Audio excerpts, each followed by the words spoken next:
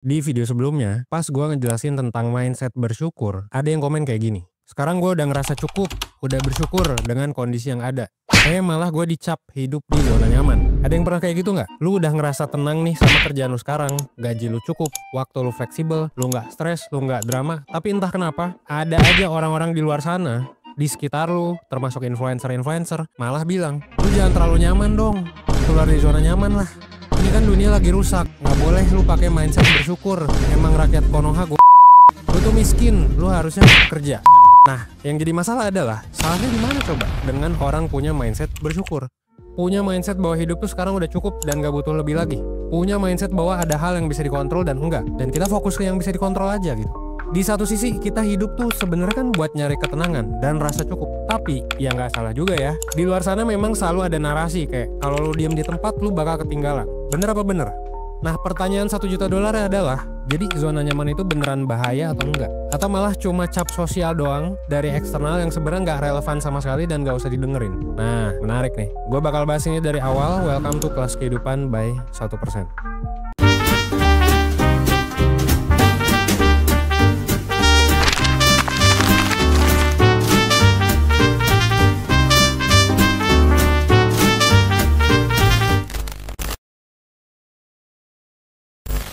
Oke, jadi gini, zona nyaman itu sebenarnya bukan tempat fisik, tapi bisa dibilang kondisi mental. Zona nyaman itu adalah fase dimana lu ngerasa aman, lu ngerasa hidup lu lagi stabil, lu ngerasa nggak perlu mikir keras buat adaptasi, semua udah familiar, udah kebaca. Contoh, lu kerja di tempat yang sama, udah 3 tahun, udah ngerti ritmenya, udah nggak ada tantangan baru, udah nggak ada stres yang baru yang bisa bikin lu gak tidur. Intinya hidup lu tuh kalau di zona nyaman, lu tinggal jalani aja day to day-nya. Di titik ini mungkin banyak orang ngomong, kok lu diam di situ-situ aja? Lu harus growth dong, coba hal baru.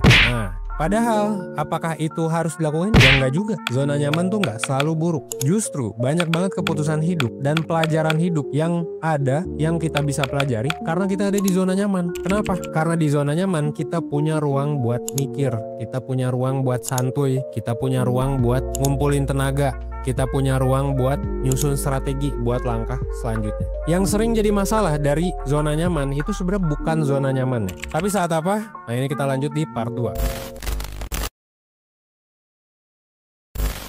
Kapan zona nyaman jadi masalah? Zona nyaman bakal jadi masalah ketika 2 hal ini terjadi. Atau minimal 1 deh dari hal ini. Pertama, apakah kita stuck atau enggak? Misal nih ya, anggap lu mau cabut dari zona nyaman ini, lu bisa apa enggak? Kalau jawabannya adalah nggak bisa, ya berarti zona nyamannya udah bikin kita terpenjara. Atau malah justru kita denial gitu. Bilangnya ini zona nyaman, padahal malah dia ada di penjara. Dinyaman-nyamanin aja, padahal sebenarnya nggak nyaman gitu. Itu yang pertama. Jadi zona nyaman tapi stuck ternyata. Ya bukan zona nyaman, itu mah penjara. Yang kedua, ketika di zona nyaman ini, lu ada desire gak? Ada tujuan gak? Ada keinginan gak yang belum tercapai? Nah, jawabannya kalau misalnya ada, ya jangan-jangan selama ini kita bukan ada di zona nyaman, justru ada di zona menunda atau zona prokrastinasi. Zona nyaman itu akan oke kalau misalnya nih ya, zona yang sekarang zona nyaman lu itu adalah target lu sebelumnya. Contoh, gue punya tujuan, gue pengen masuk UI, gue pengen masuk ITB. Terus tiba-tiba tahun depan gue masuk ITB, atau sekarang gue udah masuk ITB. Apakah setelah masuk ITB gue boleh santai sebentar gitu? Ya boleh-boleh aja lah, nikmatin dulu hidup gitu kan. Bersyukur dulu ya kan, liburan dulu mungkin, merayakan dulu. Misal gue punya target nih, gue pengen punya gaji 10 juta per bulan. Terus tahun ini atau sekarang gue dapet 10 juta per bulan, literally right now gue dapet 10 juta per bulan. Boleh nggak gue santai dulu di zona nyaman dulu, 10 juta ini nikmatin dulu gitu? Ya boleh-boleh aja gitu ya. Gak harus gitu, hidup lu harus selalu ngejar sesuatu gitu. Boleh kok istirahat dulu di zona nyaman dulu. Tapi kalau sekarang lu ada di zona nyaman, lu udah lama di sini, dan itu bukan sesuatu yang lu kejar, justru lu ada impian yang sebenarnya selalu lu tunda-tunda, ya berarti ini bukan zona nyaman, tapi zona menunda. Jadi kesimpulan dari 2 indikator tadi adalah zona nyaman itu akan jadi masalah. Bukan karena ketika kita ngerasa cukup, tapi karena kita mulai stuck, kita denial, dan kita nggak sadar. Malah mungkin banyak dari lu, jangan-jangan ya, baru sadar setelah gua tanya hal tadi. Baru sadar ternyata lu tuh stuck. Baru sadar ternyata lu tuh gak pernah mencapai tujuan lu. Stay aja di situ terus. Nah, ini ada beberapa indikator lainnya yang bisa lu cek juga. Pertama, lu ngerasa hidup datar. Terus lu ngerasa keseharian lu tuh ngerusak badan lu, ngerusak mental lu gitu. Tiap hari tuh lu selalu dipenuhi hal yang negatif. Jangan-jangan bukan zona nyaman. Yang kedua, lu punya mimpi atau tujuan, tapi lu selalu bilang nanti aja deh, belum waktunya. Nunda-nunda terus. Mungkin bukan zona nyaman, tapi lu menunda. Yang ketiga, lu sering cari alasan kayak, ya gue mah emang orangnya begini. Padahal dalam hati nih ya, dalam hati kecil lu pengennya lebih. Cuma lu ngerasa nggak bisa. Ya mungkin denial gitu. Jadi masalahnya tuh bukan dirasa cukup gitu, tapi dirasa denial dan menunda. Akhirnya kita diem-diem nih ya, menunda melakukan hal yang sebenarnya penting. Dan ini yang toksiknya zona nyaman ya. Makin lama lu tinggal di zona nyaman, makin susah buat keluar. Karena otak kita ya makin lama makin terbiasa gitu. Oh, gue udah aman di sini gitu ya. Gue udah in relationship sama nih orang udah 5 tahun gitu. Padahal tiap hari toxic gitu kan. Lu udah ada di kantor ini misal 5 tahun gitu. Tapi padahal lu ngerasa worthless gitu. Tapi karena lu udah terbiasa main aman, akhirnya lu stay aja di sana. Nah itu mah udah toxic. Nah terus harus ngapain? Lanjut chapter 3. Kabar baiknya, keluar dari zona nyaman itu nggak berarti lu harus jadi stres. Nggak berarti lu harus ninggalin semua hal terus kerja tiap hari gitu. Nggak juga kok. Yang lu butuhin sebenarnya adalah progres kecil yang konsisten. Kalau bisa besar lebih bagus. Tapi sebenarnya yang kita butuh progres kecil aja. Karena progres kecil ini compounding guys. Compounding itu artinya apa? Itu bakal kecicil terus. Kalau lu lakuin tiap hari progres kecil, ini bisa jadi besar. Contoh, tiap hari lu hitung berapa lama lu main HP. Anggap tiap hari 60 menit lu scrolling TikTok yang gak penting. Ya anggap lu dengerin gosip-gosip gak jelas gitu ya. Yang sebenarnya lu gak kerja di social media agency, lu gak punya personal branding, terus lu pengen dengerin akun gosip gitu. Kan gak penting. Kalau dikali 365 hari, 60 menit itu setahun jadi berapa menit? Jadi 22.000 menit. Bayangin kalau scrolling itu lu ganti jadi nonton video 1% misalnya. Atau nonton apapun lah ya yang lebih bermanfaat daripada dengerin gosip. Mungkin mindset lu udah jadi beda. Dibandingkan lu cuma ya scrolling gak penting gitu. Itu 60 menit. 30 menit aja nih ya. Lu ganti nih scrolling tadi. Jadi lu baca buku, lu riset, lu mungkin belajar hal baru ya. Belajar pakai AI. Kalau dikali 365 hari jadi berapa menit? 11.000 menit. Lu bayangin 11.000 menit tiap tahun lu baca buku, lu riset, mindset lu apa enggak mantep ya kan? Bayangin hal kecil ini apapun itu lu bisa lakuin tiap hari. Lu lakuin itu selama 10 tahun.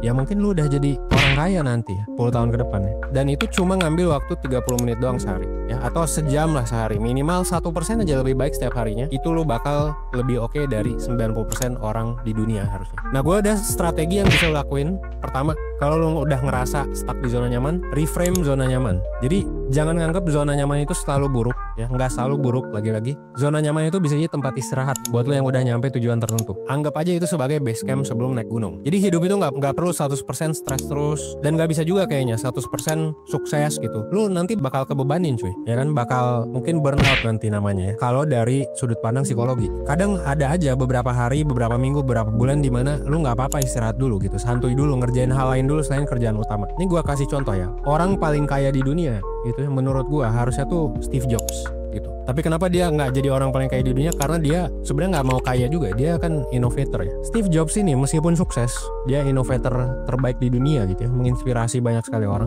Dia kan pernah 7 bulan berkelana jadi hippie ke India gitu. Ngapain? Ya kan mungkin orang mikir nggak penting gitu. Atau dia pernah juga kan cerita, dia pernah ikut kelas yang sebenarnya nggak penting, tipografi gitu. Ya sebenarnya itu kan mode santuinya kan, mode zona nyamannya gitu. Jadi kayak dia eksplor hal baru tapi kayak nggak terlalu serius juga. Ya udah dia nggak ngapa-ngapain ibaratnya. Nah itu zona nyaman sebenarnya. Nah itu bisa lu reframe zona nyaman itu sebagai ya base camp, sebagai lu ngelakuin hal yang sebenarnya gak penting-penting amat ya saat itu. Tapi kebayang gak kalau Steve Jobs gak pernah ke India tuh 7 bulan? Kebayang gak kalau Steve Jobs gak pernah ikut kelas tipografi yang dulu orang-orang anggap gak penting? Mungkin MacBook gak akan ada sampai sekarang, dan mungkin MacBook ya gak bakal sebagus sekarang desainnya ya kan. Habis sukses di Apple, Steve Jobs juga sempat dipecat di tahun 1985, dan itu adalah fase dimana dia marah-marah mulu kan dulu, gak stabil lah kalau lu baca biografinya gitu. Nah sejak tahun 1985 apa yang dilakuin? Dia mode rehat dulu ya, mode zona nyaman dulu. Dari mode marah-marah ke mode kreator lagi. Dia balik lagi dari nol, bikin Next, bikin Pixar. Banyak yang gak jelas gitu ya yang dia bikin sebenarnya. Tapi Next dan Pixar ini,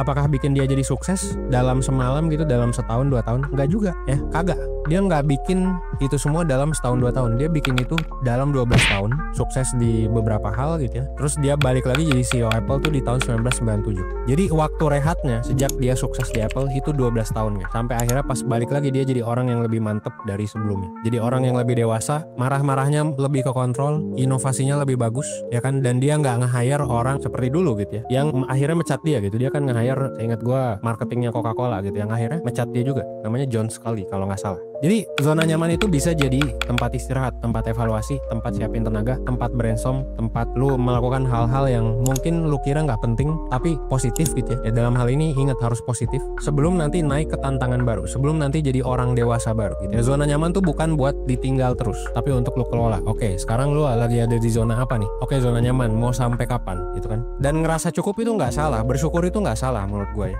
Selama ya lu punya plan gitu, lu punya dorongan untuk tumbuh. Jadi bersyukur dan ambis itu menurut gue harusnya hal yang tidak bisa dipisahkan gitu ya. Atau hal yang nggak bisa jadi berlawanan juga gitu. Ya orang bisa aja ambis dan suka bersyukur. Yang kedua ya yang bisa lo lakuin adalah coba zona belajar, bukan zona panik. Jadi keluar dari zona nyaman bukan berarti lu masuk ke zona panik atau zona stres. Tujuan lu adalah masuk ke zona belajar. Ini contoh kecilnya ya, lu ikut ya webinar topik baru gitu ya, topik random juga nggak apa-apa gitu. Siapa tahu dapat inspirasi gitu kan, lu ngobrol sama orang di luar circle lu coba skill baru, baca buku baru. Jadi zona belajar tuh nggak harus selalu stressful. Ya mungkin nanti pas belajar akan ngerasa kayak oh gua nggak bisa segala macam, lu bakal stres.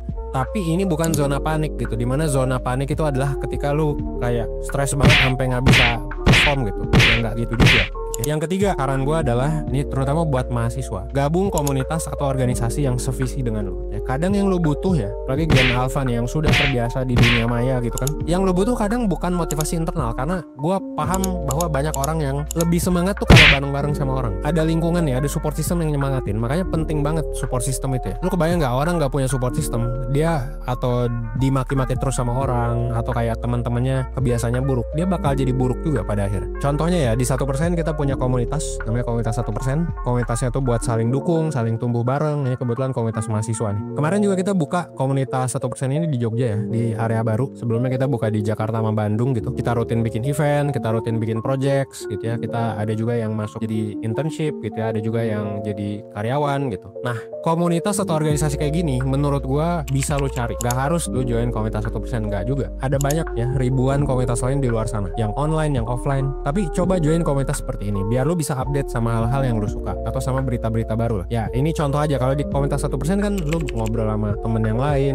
lu bisa dapat project, lu bisa diajarin pakai AI. Next mungkin kita bakal buka lah di Surabaya sama Bali. Buat lo yang tertarik ya nanti bisa cek ya website kita, bisa cek juga komen atau link di deskripsi.